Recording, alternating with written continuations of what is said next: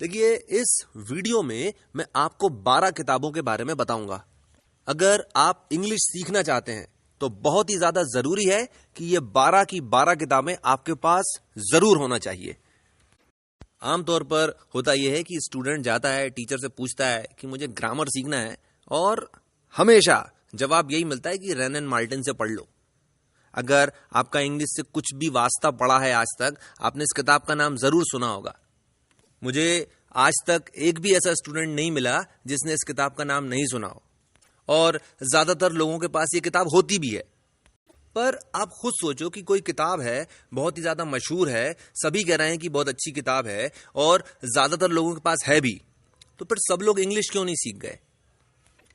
दूसरी चीज होता यह है कि स्टूडेंट सोचते हैं कि ऐसा करते हैं, इंग्लिश सीख लेंगे और वो किसी कोचिंग को ज्वाइन कर लेते हैं, और क्योंकि सभी शॉर्टकट होते हैं तो वो देखते हैं ऐसी कोचिंग जहां पर 70, 80 या 90 घंटे में अंग्रेजी सिखाने का वादा होता है। पर आप इस चीज को भी सोच के देखो कि कोई भाषा जो कि इतनी आसान है कि जिसे 70, 80 या 90 घंटे में सीखा जा सकता है, तो फिर दुनिया की सभी भाषाएं खत्म हो जाएंगी, फिर केवल इंग्लिश ही रहेगी। क्यों? क्योंकि इतनी आसान भाषा है, इसको तो 70, 80, 90 घंटे में सीखा जा सकता है। अगर ये वाली बात सच लग रही है तो इस चीज को भी सोच के देखो कि फिर जो बच्चा इंग्लिश मीडियम स्कूल में पढ़ा है, 12 साल पढ़ा है, जो फर्स्ट से लेकर 12th तक जो इंग्लिश मीडियम में पढ़ा है, वो इंग्लिश क्यों नहीं बोल पा रहा है? इसकी केवल और केवल एक वजह है, और वो वजह यह है कि इंग्लिश एक लैंग्वेज है, और किसी भी लैंग्वेज को सीखने का सही तरीका यह होता है कि पहले उस भाषा के सेंटेंसेस सीखो और बाद में उसकी ग्रामर सीखने की कोशिश करना शुरू करो। हिंदी हमें इसलिए आती है क्योंकि हमने पहले उसके सेंटेंसेस सीखे और बाद में उसकी ग्रामर सीखने की कोशिश करी। इंग्लिश हमें इसलिए नहीं आती क्योंकि हमें टीचर्स ने पहले ग्रामर सिखाई और उसके बाद हमसे कहा कि इंग्लिश में बोलो, नहीं तो फाइन लगेगा। और इसी वजह से मैं चाहे कितनी भी कोशिश क्यों ना कर लूं, मैं उतनी अच्छी इंग्लिश कभी भी नहीं बोल पाऊंगा जितनी अच्छी हिंदी मैं बोल सकता हूं। दूसरी वजह यह हुई कि हमें स्कूल्स में उन किताबों से पढ़ाया गया जिनके पब्लिशर्स हमारे स्कूल वालों को ज्यादा कमीशन देते थे। और कमीशन वो देता है जिसकी किताब रद्दी होती है, जिसकी किताब में कोई दम नहीं होता, जिसकी किताब मार्केट में बिकती नहीं है, और ऐसी किताब जो मार्केट में बिकती नहीं है वो स्कूल में जाके चिपका देता है। क्योंकि वो किताबें रद्दी हैं, उनसे हाथ तो तापा जा सकता है पर ज्ञान की जोत नहीं जलाई जा सकती। देखिए, अगर आपको बेहतरीन इंग्लिश सीखना है तो बहुत ही ज्यादा जरूरी है कि आप बेहतरीन किताबों से पढ़ें, और बेहतरीन किताबें जो हैं वो केवल बेहतरीन टीचर्स ही लिख सकते हैं। ये 12 की 12 किताबें बेहतरीन हैं और बहुत ही बेहतरीन टीचर्स के द्वारा लिखी गई हैं, तो इन्हें आप जरूर पढ़ें। ठीक है, शुरू करते हैं। सबसे पहली किताब है ग्रांट टेलर के द्वारा लिखी गई इंग्लिश कॉन्वर्सेशन प्रैक्टिस। अगर आप इंग्लिश सीखने की इच्छा रखते हैं तो यह पहली किताब है जो आपको पढ़ना चाहिए। इस किताब को पढ़ चुकने के बाद आपके अंदर ग्रामेटिकल सेंस डेवलप हो जाएगा। आप ग्रामर का एक शब्द भी नहीं सीखेंगे, पर आपको काम चलाओ ग्रामर पूरी की पूरी आ जाएगी। इस चीज को भी समझ लीजिए कि जब आप किसी इंग्लिश क्लास में जाते हैं और जो 70, 80, 90 घंटे में सिखाने की बात करते हैं, वो आपको स्ट्रक्चरल ग्रामर सिखाते हैं, पर पूरे 70, 80 या 90 घंटे के अंदर जो स्ट्रक्चर्स सिखाए जाते हैं वो होते हैं तकरीबन 60। इस किताब को पढ़कर आप 783 स्ट्रक्चर्स सीख जाएंगे, और रोजमर्रा में जितनी भी बातें की जाती हैं आप सब फ्लुएंटली कर पाएंगे। इस चीज को भी समझ लीजिए कि इंग्लिश बोलने का मतलब यह नहीं होता कि 50 लोगों के सामने खड़े हो गए और डाउरी पे या लव मैरिज या अरेंज मैरिज पर या ग्लोबलाइजेशन के ऊपर बात कर रहे हैं। रोजमर्रा की बातचीत में जिस तरह की बात की जाती है वो असल इंग्लिश है। यानी यार जरा सा खिसक ना जरा, अबे क्या पागल हो रहा है क्या? अरे तुम वहां पे चले जाओ ना यार। ये है असल इंग्लिश, आप ये वाली इंग्लिश सीख जाओगे।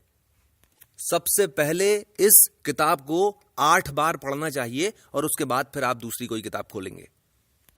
दूसरी किताब है रेमंड मर्फी के द्वारा लिखी गई एसेंशियल इंग्लिश ग्रामर। इस किताब का आपको सेकंड एडिशन लेना है एलिमेंट्री लेवल के स्टूडेंट्स के लिए, पीली वाली किताब। इस किताब का जो नाम है एकदम सटीक है। इंग्लिश की बेसिक्स सीखने के लिए इससे बेहतर किताब आज तक नहीं लिखी गई। दूसरी सबसे बड़ी खासियत इस किताब की यह है कि इसके अंदर ग्रामर ट्रेडिशनल तरीके से नहीं सिखाई गई है, यानी इस किताब के अंदर प्रिस्क्रिप्टिव ग्रामर नहीं सिखाई गई है। यानी इसमें यह नहीं बताया कि क्या करना चाहिए और क्या नहीं करना चाहिए। इस किताब को पढ़कर आप खुद ही समझ जाओगे कि क्या करना चाहिए और क्या नहीं करना चाहिए। टेंसेस और मॉडल्स इस किताब से अच्छे किसी भी जगह पर नहीं मिलेंगे आपको। आप हिंदी मीडियम के हैं या इंग्लिश मीडियम के हैं, यह किताब आपके लिए समान रूप से यूजफुल है। तीसरी किताब है जेराल्डीन वुड्स के द्वारा लिखी गई इंग्लिश ग्रामर फॉर डमीज। बहुत ही अच्छे एग्जाम्पल्स दिए हुए हैं और बहुत ही सिंपल इंग्लिश के अंदर हर चीज समझाई गई है। दूसरी चीज यह होगी कि आप जब इस किताब से पढ़ोगे तो आपको यह चीज समझ में आ जाएगी कि कितनी ग्रामर सीखना जरूरी है और कितनी ग्रामर आप सीखने की कोशिश करोगे तो वो ओवर एक्टिंग हो जाएगी। तीसरी चीज, जेराल्डीन वुड्स का सेंस ऑफ ह्यूमर कमाल का है, तो आप जब इस किताब को पढ़ रहे होगे तो आप बार बार हंसोगे। चौथी चीज, जेराल्डीन वुड्स तकरीबन 40 सालों से गिफ्टेड स्टूडेंट्स को इंग्लिश सिखा रही हैं और इस तरह के डिफरेंटली एबल्ड स्टूडेंट्स को इतने साल पढ़ाने की वजह से उनकी जो बात है, उनके लिखने का तरीका बहुत ही ज्यादा सिंपल और बहुत ही ज्यादा इंटरेस्टिंग है। पांचवी चीज, अगर आप इंजीनियरिंग कर रहे हो तो यह किताब आपके पास जरूर होना चाहिए।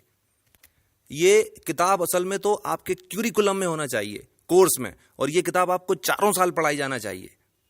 और अगर वो नहीं पढ़ाएं तो आप खुद पढ़ो। चौथी किताब है माइकल स्वान के द्वारा लिखी गई प्रैक्टिकल इंग्लिश यूजेज। इस किताब में उन्होंने उतनी ही ग्रामर सिखाई है जितनी की ग्रामर सीखने की जरूरत है, ना उससे ज्यादा ना उससे कम। अब इस किताब की सबसे बड़ी लिमिटेशन यह है कि यह असल में बिगिनर्स के लिए नहीं है। अगर आपको इंग्लिश सीखते हुए 3-4 साल नहीं हुए हैं तो आप इस किताब का पूरा फायदा नहीं उठा पाएंगे। दूसरा सबसे बड़ा फायदा इस किताब को पढ़ने का यह है कि आपको ब्रिटिश और अमेरिकन इंग्लिश का अंतर समझ में आ जाएगा। अब जो हमारे कोर्स में है वो तो असल में हमने ब्रिटिश इंग्लिश सीखी है, पर हमारी कोशिश हमेशा अमेरिकन इंग्लिश सीखने की होना चाहिए क्योंकि Americans are the job providers. दूसरी चीज जो इस किताब की बहुत बड़ी खूबी है वो ये कि ये असल में कॉन्वर्सेशनल टोन में लिखी गई है, यानी इस किताब को पढ़ना ऐसा ही है जैसे कि आप माइकल स्वान के साथ बात कर रहे हो। अगली चीज, अगर आप इंग्लिश टीचर हैं या आप अपनी जिंदगी में कभी इंग्लिश पढ़ाना चाहते हैं तो ये किताब आपकी जरूर पढ़ी हुई होना चाहिए। दूसरी चीज, जितने भी इंटरनेशनल लेवल के एग्जाम्स होते हैं जिसके अंदर आपकी इंग्लिश प्रोफिशिएंसी टेस्ट की जाती है, उन एग्जाम्स की तैयारी करने के लिए प्रैक्टिकल इंग्लिश यूजेज बेस्ट है। पांचवी किताब है नॉर्मन ल्यूइस के द्वारा लिखी गई word power made easy. English vocabulary improve करने के लिए इससे बेहतर किताब है ही नहीं। 47 सेशंस हैं इस किताब में जिन्हें 47 डेज के अंदर ही करना चाहिए, न कम न ज्यादा। बस आप केवल इतना ध्यान रखिए कि अगर आप साइंस के स्टूडेंट नहीं हैं तो 4th से लेकर 13th सेशन तक आप 46 सेशन के बात करें। छठी किताब है विलियम जिंसर के द्वारा लिखी गई ऑन राइटिंग वेल। इस किताब को पढ़कर आपको एग्जैक्टली समझ में आ जाएगा कि लिखने का सही तरीका क्या होता है। बहुत छोटी किताब है पर गागर में सागर है। इस चीज को भी समझ लीजिए कि स्कूल्स और कॉलेजेस में होता यह है कि उसी स्टूडेंट के ज्यादा मार्क्स आते हैं जो कि ज्यादा लिखकर आता है, और क्योंकि हम ज्यादा लिखने की कोशिश करते हैं हम कभी भी टू द पॉइंट लिखना नहीं सीख पाते। इसका सबसे बड़ा नुकसान तब होता है जब हम ऐसे कॉम्पिटिटिव एग्जाम्स में बैठते हैं जहां पर डिस्क्रिप्टिव टाइप आंसर्स लिखना होते हैं। दूसरा सबसे बड़ा फायदा इस किताब को पढ़ने का आपको यह मिलेगा कि जितने भी ऑफिशियल डॉक्यूमेंट्स लिखे जाते हैं उनको लिखने का सही तरीका आपको मालूम चल जाएगा। इस किताब की सबसे बड़ी लिमिटेशन यह है कि इस किताब के अंदर पंक्चुएशन और फॉर्मेटिंग के बारे में ज्यादा बात नहीं की गई है। 7वीं किताब है विलियम स्ट्रंक जूनियर और E.B. वाइट के द्वारा लिखी गई द एलिमेंट्स ऑफ स्टाइल। इस किताब को पढ़कर आप फॉर्मेटिंग और पंक्चुएशन बहुत ही अच्छे तरीके से सीख जाएंगे और आपको एग्जैक्टली मालूम चल जाएगा कि कब, कहां, कैसे, क्या लिखना है। इंजीनियर्स, BBA और MBA के स्टूडेंट्स जो कि बिजनेस कम्युनिकेशन पढ़ते हैं, उनको इस किताब को जरूर पढ़ना चाहिए। यह किताब आपकी राइटिंग स्किल्स में जान डाल देगी। अगर इस किताब को आप बहुत अच्छे से पढ़ोगे तो आप द हिंदू न्यूज़पेपर में से भी गलतियां निकाल लोगे।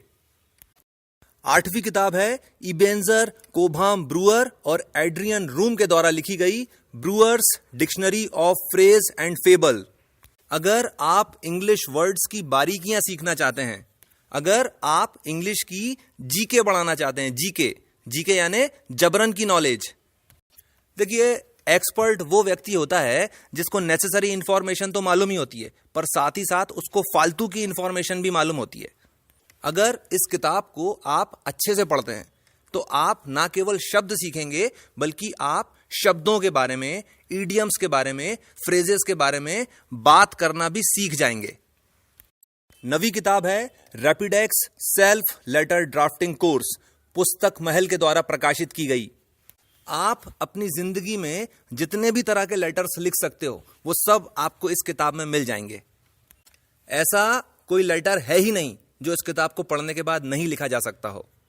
इस किताब को पढ़ने के बाद आपको लिखने की टोन का अंदाजा हो जाएगा, यानी आपको यह समझ में आ जाएगा कि अगर किसी चीज को इस तरह से लिखोगे तो सामने वाले को यह समझ में आएगा कि आप गुस्से में हो, और आप इस चीज को इस तरह से लिखोगे तो सामने वाले को यह चीज समझ में आएगी कि आप विनम्रता पूर्वक बात कर रहे हो। 10वीं किताब है कॉम्पैक्ट ऑक्सफोर्ड रेफरेंस डिक्शनरी। इस किताब की सबसे बड़ी खासियत यह है कि इसके अंदर कठिन से कठिन शब्दों को आसान से आसान शब्दों का प्रयोग करके समझाया गया है। अगर आपको किसी शब्द का एग्जैक्ट मतलब चाहिए तो ऑक्सफोर्ड से बेहतर कोई किताब है ही नहीं। इस चीज का ध्यान रखें कि आप कहीं ऑक्सफोर्ड एडवांस्ड लर्नर्स डिक्शनरी नहीं ले लें। 11वीं किताब है कैम्ब्रिज यूनिवर्सिटी प्रेस के द्वारा प्रकाशित की गई Cambridge international dictionary of English. इस किताब की सबसे बड़ी खासियत यह है कि वर्ड का मतलब समझाने के लिए इन्होंने बहुत ही अच्छे सेंटेंसेस का प्रयोग किया है, और सेंटेंसेस भी उस तरह के इस्तेमाल किए हैं कि अगर आप उस सेंटेंस को पढ़ लो और जरा सा विचार करो तो आपको उस शब्द का अर्थ देखने की जरूरत नहीं पड़ेगी। तीसरी चीज, अगर आपको पढ़ने का शौक है और आपको पढ़ने के लिए कुछ मिल नहीं रहा तो आप इस डिक्शनरी को पढ़ना शुरू कर दो। आपकी इंग्लिश अपने आप ही एक बहुत ही एजुकेटेड व्यक्ति की होती चली जाएगी, क्योंकि सेंटेंसेस जो हैं वो लिटरेचर से लिए गए हैं और बहुत ही हाई लिटरेचर के लिए गए हैं। पर हाई लिटरेचर से लेने के बावजूद उन्होंने इस चीज का ध्यान रखा है कि वो जो सेंटेंसेस हैं बहुत ही यूजफुल और यूजेबल हैं। आखिरी किताब है कैम्ब्रिज यूनिवर्सिटी प्रेस के द्वारा प्रकाशित की गई Cambridge international dictionary of idioms. अब देखिए, इडियम की जो डिक्शनरी है वो ऑक्सफोर्ड वालों की भी आती है, पर उसकी सबसे बड़ी कमी यह है कि उन्होंने एग्जाम्पल्स नहीं दिए हुए हैं। तो अगर आपको कोई इडियम आती है और आप उसका वाक्यों में प्रयोग नहीं कर सकते तो इसका मतलब यह है कि आपको वो इडियम नहीं आती है, और इसीलिए कैम्ब्रिज की किताब से पढ़ना चाहिए। यहां पर अगर आप किसी ऐसे कॉम्पिटिटिव एग्जाम की तैयारी कर रहे हैं जिसके अंदर इडियम्स या फ्रेजेस पूछे जाते हैं तो कैम्ब्रिज की किताब तैयारी करने के लिए बेहतरीन है। इसके साथ मैं अपनी बात खत्म करता हूं। इस चैनल को सब्सक्राइब कर लीजिए ताकि इस चैनल पर जो भी वीडियो अपलोड हो आपके पास उसका नोटिफिकेशन पहुंच जाए। आपने मुझे इतना समय दिया, थैंक यू वेरी मच।